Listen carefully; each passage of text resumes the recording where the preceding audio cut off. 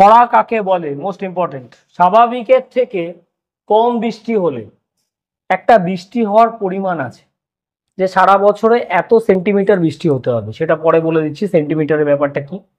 স্বাভাবিক বৃষ্টিপাতের থেকে যদি কম বৃষ্টি হয়, ধরো স্বাভাবিক যে বৃষ্টিটা হয় তার থেকে 75% কম বৃষ্টি হলো, 75% কম বৃষ্টি হলো, তখন কি হবে? রোদের তেজটা বেড়ে যাবে। রোদের তেজ, বৃষ্টি না হলে কি হবে? রোদের তেজ বাড়বে, আর রোদের তেজ বেড়ে গেলে কি হবে? মাটি ফেটে যাবে। মাটি ফেটে গেলে কি হবে? গাছগুলো মারা যাবে, বৃষ্টির জল না পেয়ে খাদ্যের অভাব সৃষ্টি হবে।